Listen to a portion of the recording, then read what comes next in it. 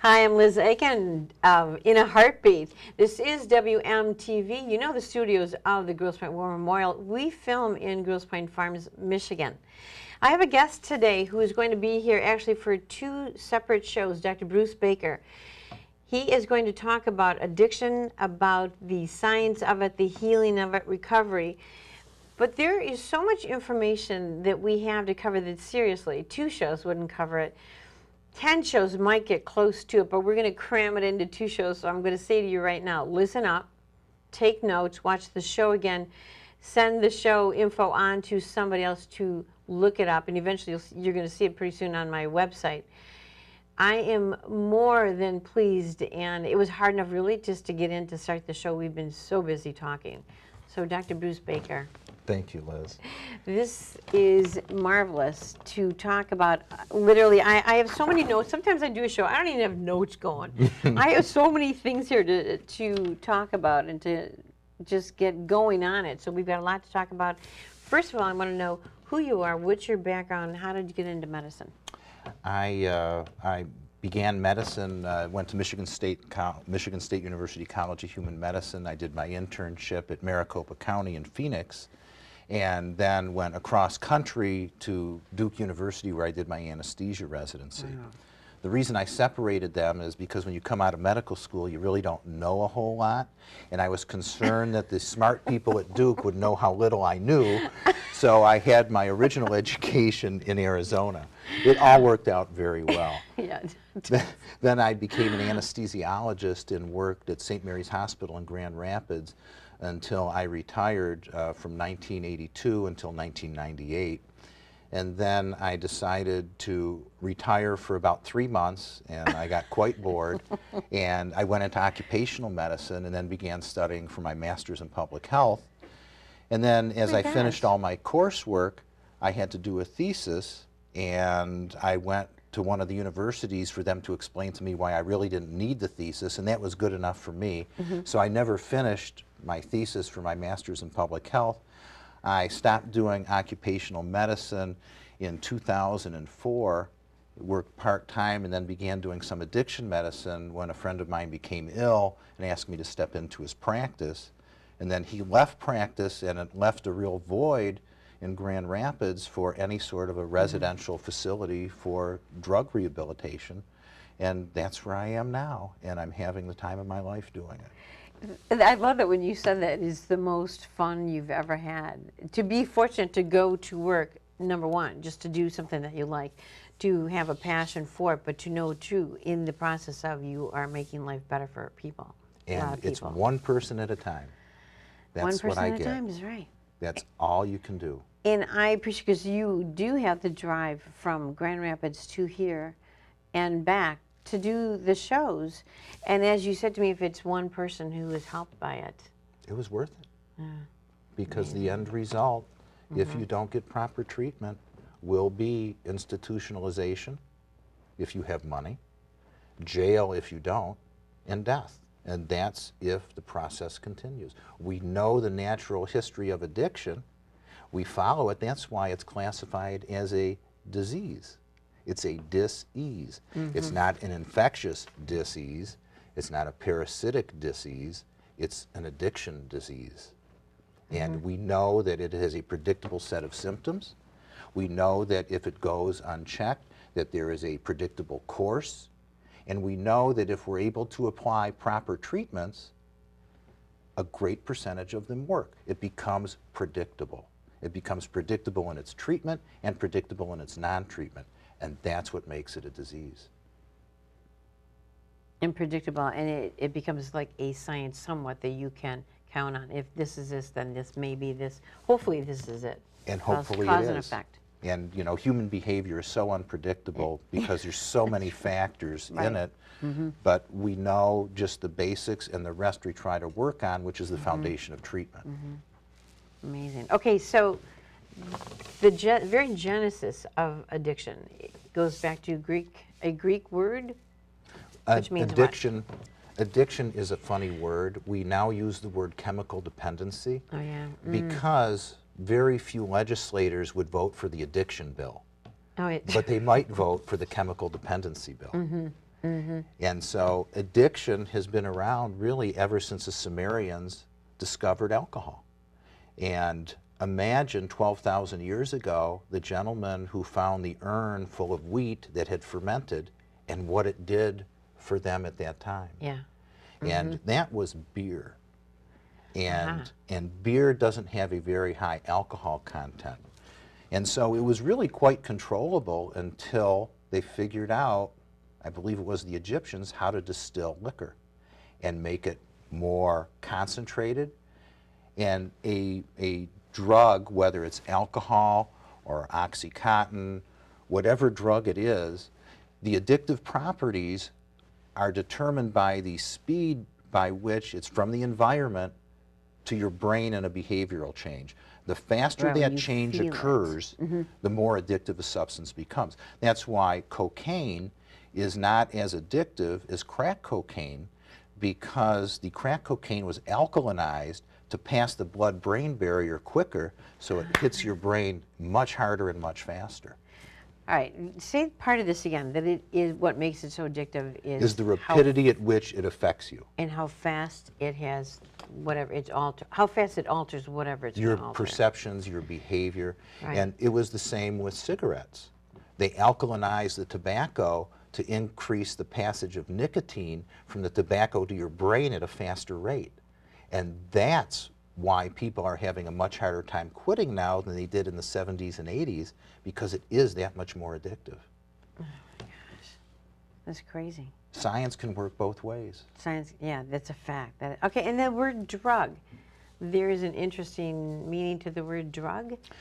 Drug actually has nothing to do with pharmaceuticals. It's actually derived from the Dutch word droog, and it's a barrel of commerce for transporting materials and buying and selling them. It has nothing to do with pharmaceuticals. And how appropriate, given what's happening today between the over-the-counter medicines and the prescription medicines. This is big business. And I was saying that to open a medicine cabinet, what would you really expect to see that would be the good news to see that that's all you need in the medicine cabinet? Other than if you have an actual script for something, a high blood pressure, diabetic, whatever. Other than those things, what would be the few drugs that you would really see and say, this is fine? That's a really interesting question. Isn't it? Because if you really look at over-the-counter medicines, which really is what fills people's medicine cabinets, if you have the flu, you don't feel well, you go to the drugstore and you walk down this gorgeous aisle with little boxes and tall boxes and colored boxes, and you're going to find something that helps you. Let's just take the common cold. There isn't one prescription medication that's indicated for a common cold, and yet an upper respiratory infection is the most common reason to go to your doctor. And there's nothing your doctor can give you that will be effective.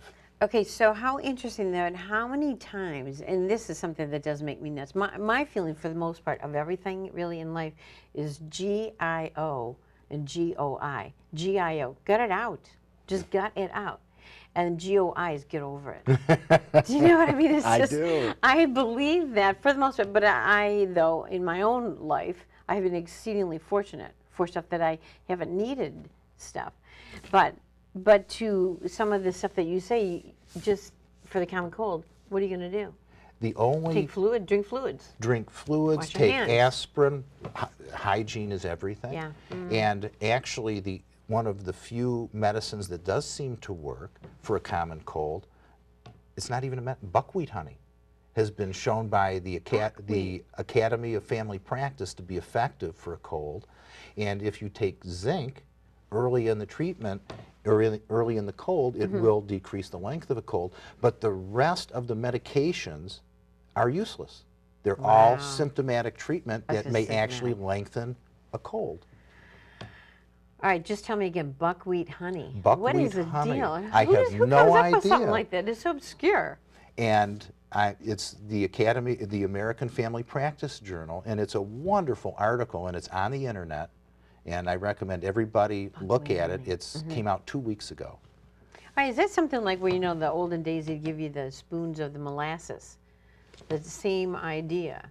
I'm not talking cod liver oil now. I'm just talking molasses. It was the same possibility. That is very interesting. There's a paper there for somebody to write who's in school for some reason. Oh, it's the over-the-counter medicines, and they're not benign. One of the biggest problems I have with individuals is the use of an antihistamine like, and I don't know if I can say trade names, but Benadryl. And it's a wonderful drug for as an antihistamine, but people use it for sleep. And of all the drugs to get people off of, that is one of the most difficult. And some of my patients take 20, 25 capsules a night to sleep, just to get to sleep, because the tolerance is so fast. Wow. That's frightening to me. And when I contemplate something like that. And when you talk to people, all of us are interested in the Oxycontin and the fentanyl patches, and you fail to ask what else. And it's Benadryl. And of all the problems that people have and complain about, one of the more common ones, I need that drug to sleep, whether it's Oxycontin or Benadryl or Ambien. And yet, really, we shouldn't take anything for sleep. We need to have good sleep hygiene. We need to make sure the room is cold. We need to make sure it's not stimulating, no television, no movies, no video games before bed. After you've done that, then go to your doctor. But not before. But people don't like to change their routines. No, it's very hard. It is very hard to change something. That's crazy. Okay, what next? What else? What do you want to bring up next? Would you like to talk a little bit about some designer drugs? Yeah. Oh, yeah. Yeah, this is like loaded. And we're almost like on the outskirts of that. This is a loaded topic. All right, so what the number one drug? And one of, with designer drugs right now, the biggest group are what we call the phenethylamines. Phenethylamines. And I just like to draw it. First of all, I'm a chemist. That's what I did in college and some graduate work. So this is going to be my first opportunity to teach it and show it on television. So thank you so much. I always wanted to do this. It's a pleasure. My biggest concern is there's going to be a chemist in the audience.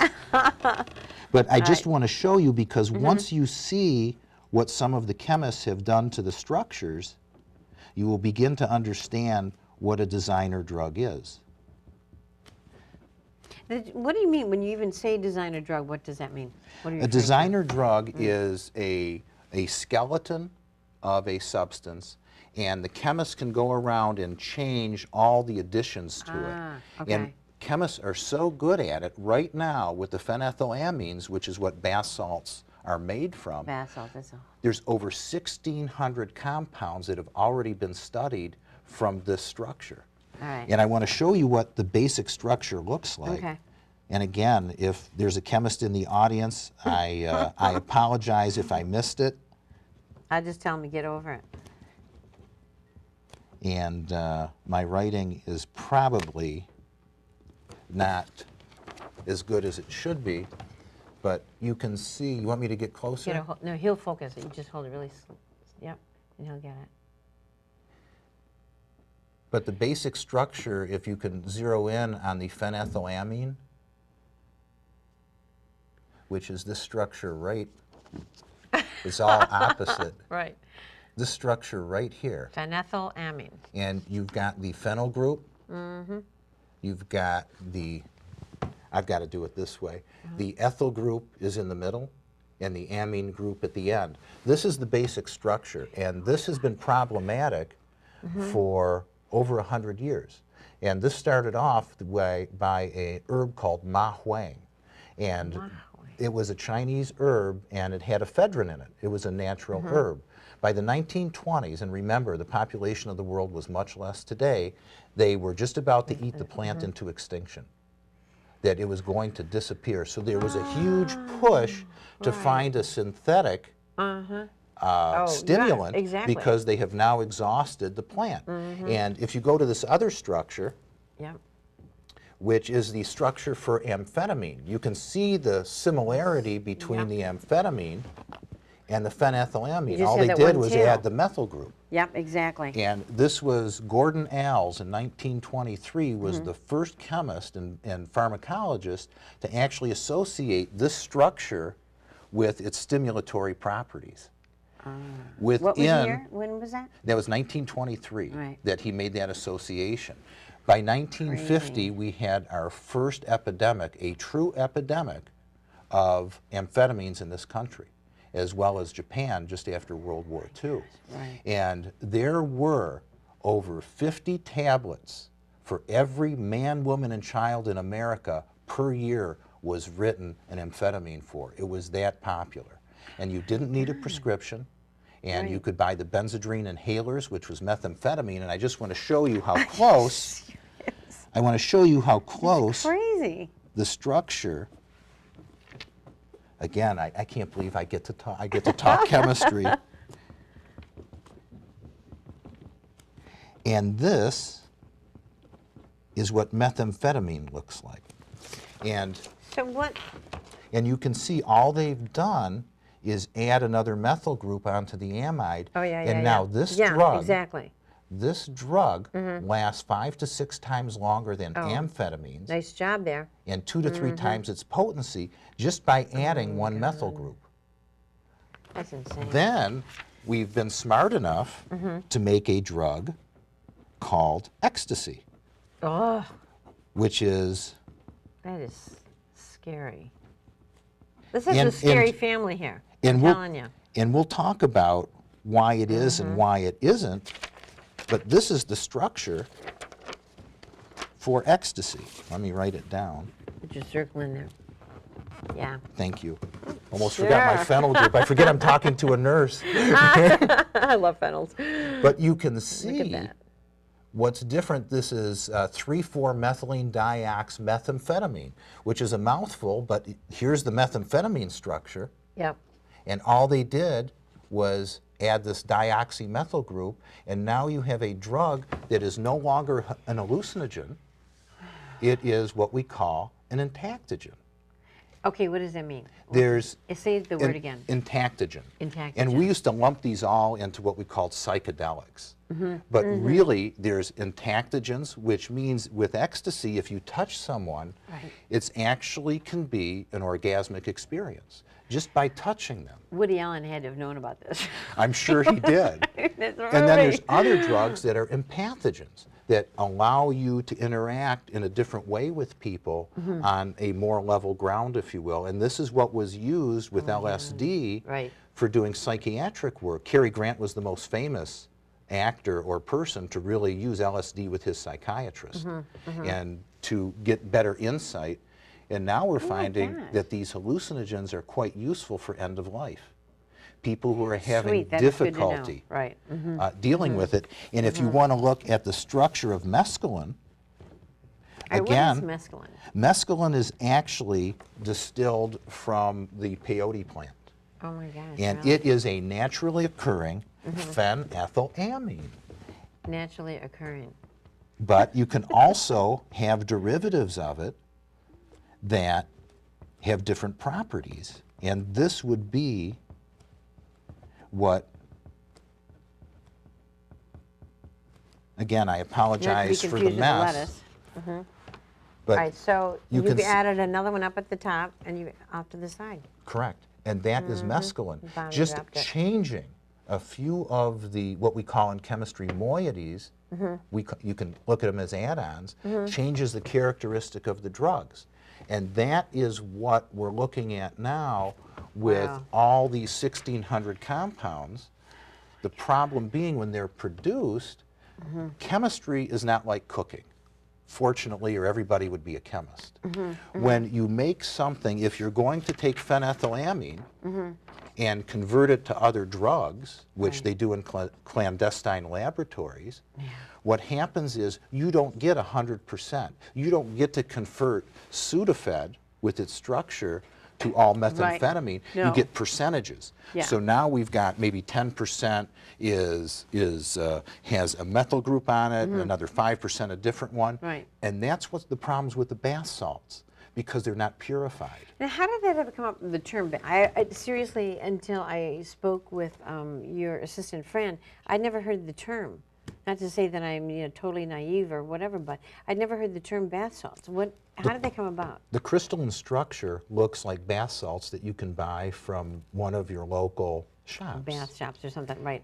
And then the store owners can advertise it as bath salts and don't need to call attention to the fact, like recently there was another one called TRIP, T-R-I-P. T-R-I-P, And you don't have to put that in the window, you can advertise bath salts. And this is at almost all gas stations. It's pretty incredible, the number. Even this little party store where I live in Howard City was advertising on the door. And I asked him. Advertising bath salts on the door. Yeah, I said, okay, so like what do you for do me, I would think, oh, that is so nice. They have like nice soaps and whatever. But for the person who's hip and jive, well, and I I'm asked dropping him in for some stuff. I asked him because there was a news sign a few weeks ago. It said TRIP. And I went in and I said, what is the TRIP for? Where do you go? And he goes, you know. And I go, yeah, and he's legally there. He's legally there and he can that legally is sell insane. it. Because this is the so problem sorry. with the designer drugs. Because the government can't legislate 1,600 compounds when they come out. I was going to say they can't keep up You fast can't. enough with all of that. They just So can't do it. what they do is they'll have one structure and they'll just keep moving forward. And when you have 1,600 come structures on. to choose from, Right. you can't really catch them. But every one of these different compounds has a different characteristic. And you can find, just like you have food connoisseurs, you have phenethylamine connoisseurs. And it is This a is very like select, it's a inconceivable. very select group of people, very intelligent. Oh yeah, of course. Who- Because you have to be able to discern so specifically. And they discern, well, this one will keep me up all night, but I won't be tired the next day. This one only keeps me awake for 20 hours in this dose. People have really studied this.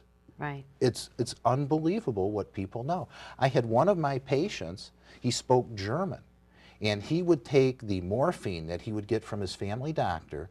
He went back to the original literature from Bayer in 1897 when they made heroin, and he made heroin in his kitchen from the morphine from his prescription. And heroin itself is the first designer drug, because heroin was made for one reason originally, and that was to treat morphine addiction. Heroin was made to treat morphine addiction. Correct. And all 7 people in that lab, because anyone who was a true scientist back then, really up until the 50s, you never released anything until you tried it on yourself. Oh, absolutely. That's a That was the quintessential Jekyll Hyde deal going on. 7 out of 7 died from heroin addiction in that laboratory. Oh my It is that addictive. like I'm speechless. It's But, just but not all insane. designer drugs are bad. In the anesthesia, as a nurse, you use lots of fentanyl in the ICU. And in anesthesia, fentanyl is one of the finest drugs we have. It lasts about 12 to 20 minutes. It's a very potent opiate. Perfect. Right. It is. But we had problems because surgery was getting shorter and shorter. Yes. We were no longer doing, 3 to 8 hour surgeries. And we needed an opiate that was much shorter acting, and it cost a significant amount of money to have someone in the recovery room for 2 hours. Right. And if you want to reverse them, you need to be able to be effective doing it, and then not, right, or not have the complications. So the company, I believe it was Janssen, because they were the first makers of fentanyl, then came out with a drug called alfentanyl, which is an ultra short acting opiate with an 8 to 10 minute half-life. So basically at the end of an anesthetic and surgery, notice how I put that, the anesthetic, I got it. surgery secondary, Right. but you could literally stop giving it or shut off the drip, Yes. and in 10 minutes it's all gone. And then they made another drug called sufentanil, which fentanyl itself is 100 times more potent than morphine on a milligram to milligram basis. Sufentanil is 1,000 times more potent than morphine on a milligram to milligram basis. That is a designer drug from the fentanyl frame. Then they came out with another one to anesthetize gorillas, elephants, and anesthesiologists, and that's called carfentanil. God, that is just insane. So all these designer drugs, it depends on the backbone Yes. and what it's used for. Right. All right, we have literally, I'm telling you, we've got about 2.5 minutes for this segment. And we're going to come back up and continue on the next show because there is so much to talk about.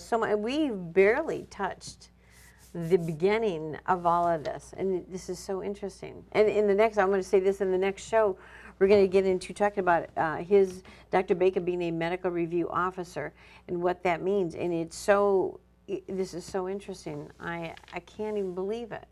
Well, thank you. And Aren't you having fun? Aren't It you is, having a because blast really talking about this? addiction and chemicals really is the history of civilization. Yeah. That's, as human beings, we have Right. always looked to change our consciousness, to control the way we feel. And now we've already learned, hopefully, that you can't legislate that away and you can't lock it up. It is Right. not going anywhere. It's here. It is. We it's have to there. deal with it appropriately and efficiently. Well, and part of it is too is even by having you here too is to educate people for what is not acceptable, but what is healthy and smart to move forward on. What is healthy and smart to start pulling away from, not using if you can, eliminating a lot of the extra stuff that you may have at home that you don't need. And they show those commercials where kids are at home and they've gone in the parents' medicine cabinet and pulled out all these drugs of all sorts, and they're creating their own still or whatever in their room, or taking it out, getting ready to do their own drug barrel of commerce type of thing. That to me is frightening when you see all that. So maybe it is time for people to have the wake-up call to eliminate as much excess junk that they have that they don't need, aside from what's necessary medically. Out of University of Michigan, there's a study, and I would encourage everyone to look at it. It's on the internet, called Monitoring the Future.